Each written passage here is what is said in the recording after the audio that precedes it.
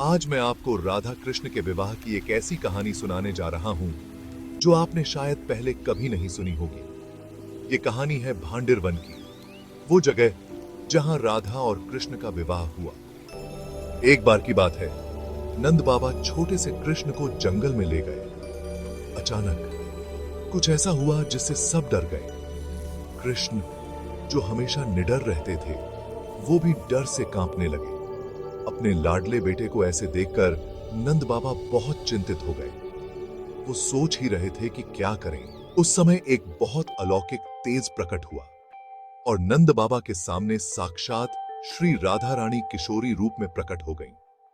वह वन दिव्य रसमय हो गया। जब राधा रानी ने नंद बाबा को दर्शन दिए तो नंद बाबा तो जैसे हैरान रह गए। उनकी आंखों से खुशी के आंसू बहने लगे। नंद बाबा राधा रानी से बोले, हे राधेजू, ये साक्षात पुरुषोत्तम हैं और आप इनके मुख्य प्राण वल्लभा हैं। ये गुप्त रहस्य मैं गर्गा जी के श्रीमुख से सुनकर जानता हूँ। राधे, अपने प्राणनाथ को मेरे अंक से ले लो। ये बादलों की गर्जना से डर गए हैं। राधा रानी ने प्यार से कहा, हे नंद जी, आप सत्य कह रहे हैं। यह मेरा किशोरी रूप अत्यंत ही दुर्लभ है। मैं प्रसन्न होकर आपको दर्शन दिया। आप निश्चिंत होकर लाला को मुझे देकर घर को जाइए। मैं उन्हें यशोदा मैया के पास पहुंचा दूंगी। आपको हम दोनों की निष्काम भक्ति की प्राप्ति होगी। नंद बाबा ने राधा रानी को प्रणाम किया और उनके चरण छूकर चले गए। फिर राधा रानी भगवान कृष्ण को लेकर भांडिर वन के निकुंज में जाती हैं। जैसे ही वो निकुंज में जाती हैं, भगवान कृष्ण किशोर रूप में आ जाते हैं। उनका ये रूप देखकर राधा रानी की 8 सखियां भी वहां आ जाती हैं। भगवान कृष्ण का ये रूप सबको मोह लेता है। राधा रानी को प्यार से देखते हुए कृष्ण जी कहते हैं, हे श्री राधे, आप मेरी आत्मा हैं, लादिनी शक्ति हैं। आप मेरी स्वामिनी हैं। अब जैसे कि मैं पूर्व वचन दिया था, अब आपका और मेरा विवाह संपन्न होगा।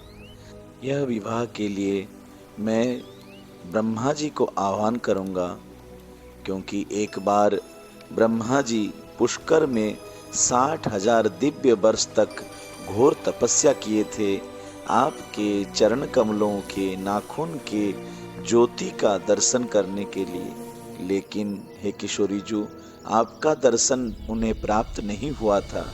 तब मैं उन्हें दर्शन देकर यह वचन दिया था, हे ब्रह्मा जी, आपको अभी श्री राधा रानी जी का दर्शन प्राप्त नहीं हो सकता है, लेकिन द्वापर के अंत में आप ही वे भाग्यशाली बनेंगे जो हम दोनों का विवाह कार्य संपन्न करेंगे। तभी ब्रह्मा जी भी वहां आ जाते हैं। वो राधा कृष्ण की स्तुति करने लगते हैं। हे प्रभु, आप सबके आदि कारण हैं, किंतु आपका कोई आदि अंत नहीं है। आप समस्त पुरुषोत्तमों में उत्तम हैं।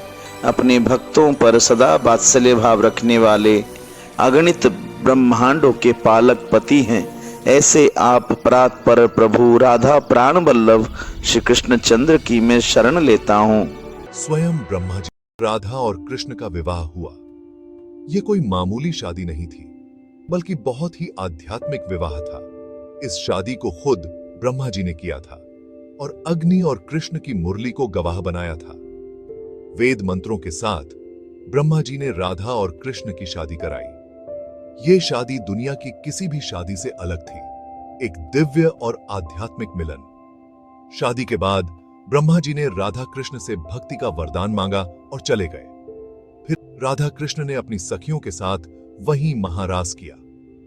राधा कृष्ण की ये लीला उनके भक्तों के लिए एक अनमोल तोहफा है। कई लोग आज भी इस दिव्य विवाह के बारे में नहीं जानते और फालतू बातें करते हैं, लेकिन सच तो ये है कि ये शादी लीला ब्रह्म वैवर्त पुराण और गर्ग संहिता में इस कहानी का बहुत ही बढ़िया वर्णन है।